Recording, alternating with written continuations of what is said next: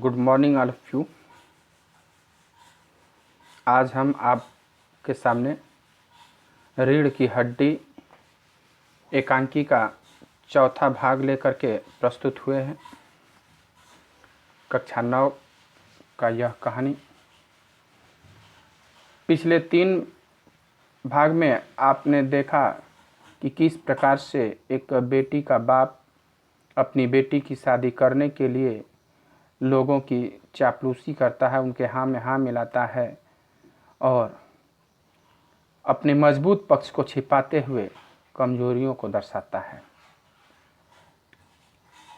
हम लोग पिछले भाग में यहाँ तक देखे थे कि गोपाल प्रसाद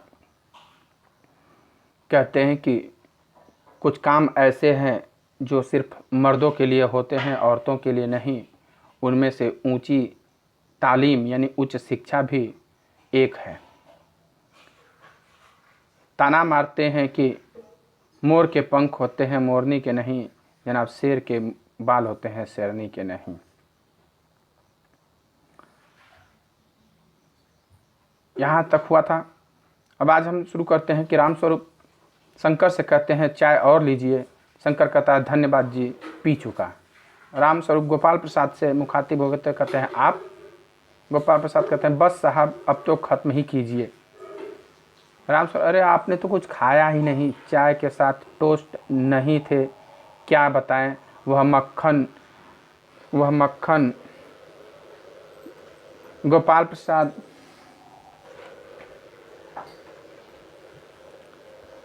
बस साहब अब तो ख़त्म ही की। गोपाल प्रसाद नाश्ता ही तो करना था साहब, कोई पेट तो भरना नहीं था, और फिर टोस्ट वोस्ट मैं खाता भी नहीं। रामस्वरूप हाँ, मेज को एक तरफ सरका देते हैं, फिर गर्दन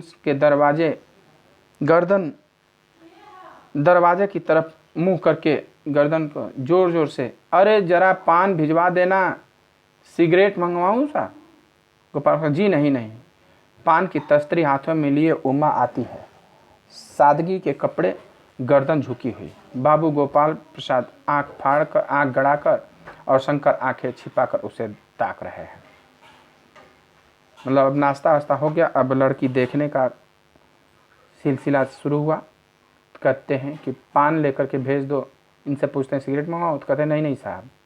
आती है उमा, सादगी कपड़े, साधारण ढंग से कपड़े में बैठी हुई, ले करके गोपाल प्रसाद उसको एकदम से घूर करके देख रहे हैं, जबकि शंकर तिरछी आंखों से छिप करके देख रहा है।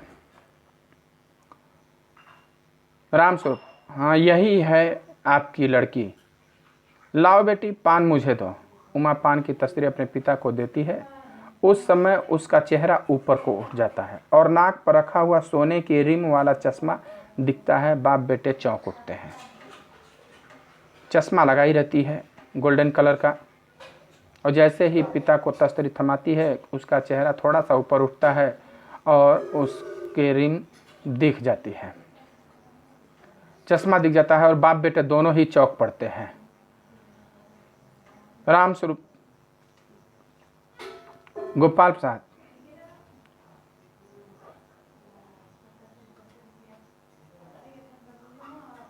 और दोनों एक साथ चौंक कर कहते हैं चश्मा। रामस्वरूप जरा सक पकाकर जी वह पिछले महीने इसकी आंखें में दुखनी आ गई थी, सो कुछ दिनों के लिए चश्मा लगाना पड़ा है। कहा कि जी थोड़ा सा पिछले महीने में इसकी आंख में परेशानी हो गई थी, इसलिए चश्मा लगाना पड़ा है। गोपाल प्रसाद कहते हैं पढ़ाई वढ़ाई की वजह से तो नहीं है कुछ। रामस्वरूप कहते हैं नहीं साहब, वह तो मैंने अर्ज किया मतलब बताया ना। गोपाल प्रसाद संतुष्ट होकर कुछ कोमल स्वर में बैठो बेटी। रामस्वरूप वहाँ बैठ जाओ उमा, पुस्तक पर अपने बाजे के पास। उमा बैठ जाती है। गोपाल प्रसाद चाल में तो कुछ खराबी है नहीं, चेहरे पर भी छवि है। हाँ कुछ गाना बजाना सीखा है?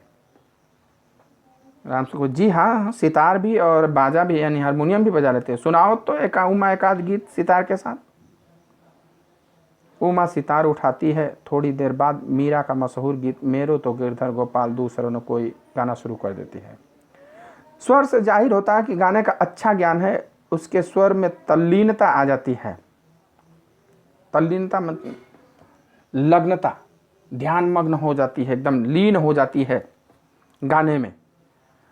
और जब वह लीन हो जाती है तो उसका मस्तक ऊपर उठ जाता है, सर ऊपर उठ जाता है, और उसकी आंखें शंकर की झेपती सी आंखों से जाके मिल जाती है।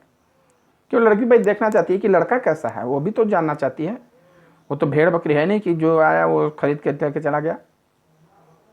और जब शंकर पर जैसे ही उसकी आंखें पड़ती है, वह गाते गाते एकदम एक साथ रुक जाती है। राम से क्यों, क्या हुआ, गाने को पूरा करो उमा। गोपाल प्रसाद, नहीं नहीं साहब, काफ़ी है, लड़की आपकी अच्छा गाती है। उमा सितार रखकर अंदर जाने को उठती है। गोपाल प्रसाद, अभी ठहरो बेटी। राम स्वरूप कहते हैं, थोड़ा और बैठी रहो उमा। उमा बैठ जाती है। गोपाल प्रसाद, उमा, तो तुमने पेंटिंग वेंटिंग भी। उमा चुप रहती है। राम स्वरूप ही कहते हैं, हाँ हाँ, वह तो मैंने आपको बताना भूल गया, यह जो तस्वीरें टंगी है कुत्ते वाली, इसी ने खींची है।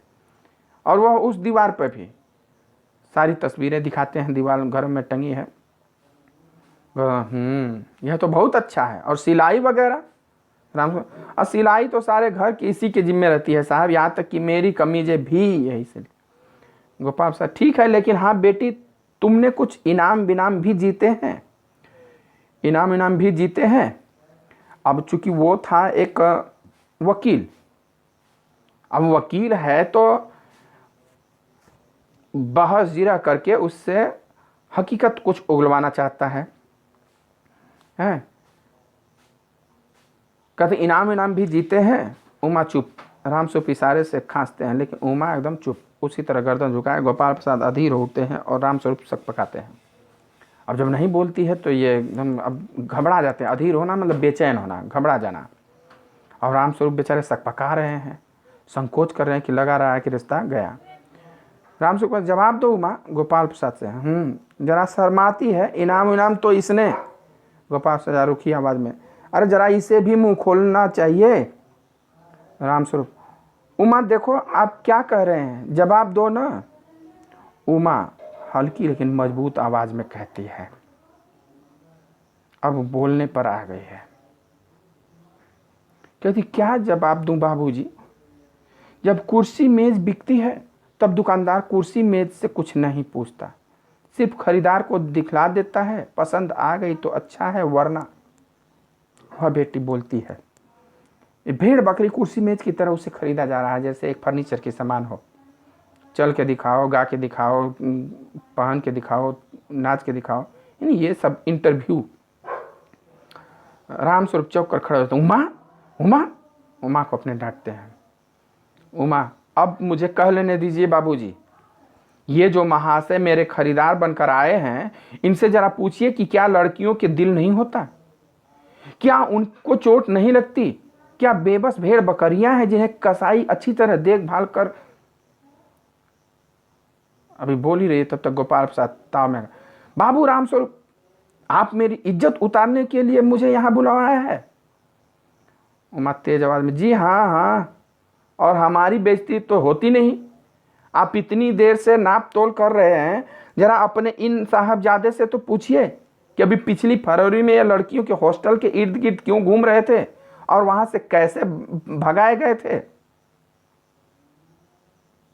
अब वो बोल गई कि मेरे मतलब मेरा नाप तोल जो सब हो, लेकिन अपने बेटे का नहीं। या पूछिए कि ये पिछली फरवरी में ही अभी लड़कियों के हॉस्टल के आसपास क्यों घूम रहे थे, इर्द गिर्द में आसपास, और वहां से कैसे भगाए गए थे। शंकर, बाबूजी चलिए, शंकर अब जान गया कि अब हमारी पोल खुल जाएगी, ये तो अब हमारी पोल खोल देगी। पास लड़कियों के हॉस्टल, क्या तुम कॉलेज में पढ़ी हो? अब राम स्वरूप चुप रहते हैं। उमा कहती है, जी हाँ, कॉलेज में पढ़ी हूँ, मैंने बीए पास किया है, कोई पाप नहीं किया है, कोई चोरी नहीं की है, और ना आपके पुत्र की तरह ताक झांक कर कायरता दिखाई है। मुझे अपनी इज्जत अपने मान का ख्याल है तो है, लेकिन इनसे पूछिए कि किस तरह नौकरानी के पैरों पकड़कर अपना मुंह छिपाकर भागे थे। गोपाल प्रसाद वो मतलब लड़कियों के हॉस्टल में पकड़े गए थे, ताक झाक करते हुए, छेड़खानी करते हुए। जब पीटने लगे तो नौकरानी के पैर में पड़ करके भागे जल्दी से। राम से उमा उमा। गोपाल प्रसाद खड़े होकर ताव में जाते हैं गुस्से में। बस हो चुका बाबू राम स्वरूप, आपने मेरे साथ दगा किया है। आपकी लड़की बीए पास है और आपने मुझसे कहा था कि सिर्फ मैट्रिक तक पढ़ी थी। लाइए मेरी छड़ी कहाँ है, मैं चलता हूँ। बेत ढूंढकर उठाते हैं, बीए पास। ओफ हो, गजब हो जाता। झूठ का भी ठिकाना है। आओ बेटे चलो। दरवाजे की ओर बढ़ते हैं। मतलब कि बीए पास नहीं कर लिया उसने, कोई बहुत बड़ा गुनाह कर दिया। कहते हैं कि बहुत गजब हो जाता है, यानी कि धरती पलट जाती, प्रलय हो जाता। मान लो बीए पास पद तो ले लेते, तो बीए पास बहू ले लेते तो धरती पलट जाती। कहते हैं चलो बेटे चलो, दरवाजे की तरफ बढ़ते हैं। तो माँ कहते हैं जी हाँ जाइए, जरूर जाइए, लेकिन घर जाकर जरा यह पता लगाइएगा कि आपके लाडले बेटे की रीढ़ की हड्डी भी है या नहीं, यानी बैकबोन। रीढ़ की हड्डी यानी कि हमारी जो पहचान होती है, हमारी अस्मिता होती है, जिस पर हम खड़े होते हैं, वही हमारी छवि होती है। यहाँ रीढ़ की हड्डी उसकी पहचान से है कि अपने बेटे से जाके पूछिएगा कि इसकी कोई पहचान अपनी है कि बाप के नाम पर ही जिएगा ये।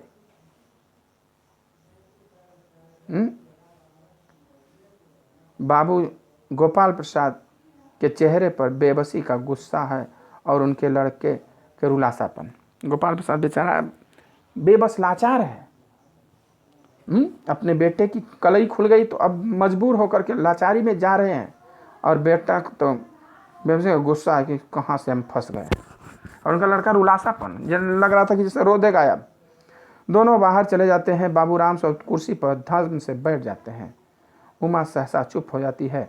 प्रेमा की घबराहट की हालत में आना होता है। तब तक प्रेमा आती है, उमा की माँ, और उमा रो रही होती है। कहते हैं उमा उमा रो रही है। यह सुनकर रामस्वरूप खड़े होते हैं। तब तक रतन आ जाता है। बाबूजी मक्खन, यानी सारा कहानी खत्म, तो अंत में वो मक्खन लेकर के आता है। पर्दा गिरता है और कहानी समाप्त हो जाती है। यानी कि कुल मिलाकर के अगर हमें, यानी आप लड़कियों को अपना मान सम्मान बचाना है तो आपको खुद आगे आकर के उस समाज से लड़ना होगा, तथा अपने पढ़ाई लिखाई का पक्ष लेकर के समाज में आगे बढ़ना होगा। अदरवाइज यह समाज आपको हमेशा पीछे ही धकेलने का काम करता है, और उसमें से भी आपकी ही बिरादरी, यानी कि औरत ही औरत जात की सबसे बड़ी दुश्मन होती है। यह आपको मानना होगा, समझना होगा, जानना होगा। अपने माता को, अपने बहन को, अपने भाभी को ही समझाना होगा, वही आपका विरोध सबसे ज़्यादा करती है।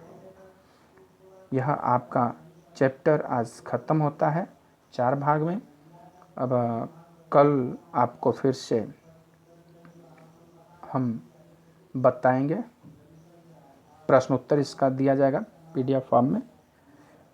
जो भी आपको परेशानी होगी इस चैप्टर से, वह आप हमसे कमेंट करके या फ़ोन करके ज़रूर पूछेंगे। अगर आपको अच्छा लगता है तो इस वीडियो को ज़्यादा से ज़्यादा लोगों तक शेयर करें। धन्यवाद।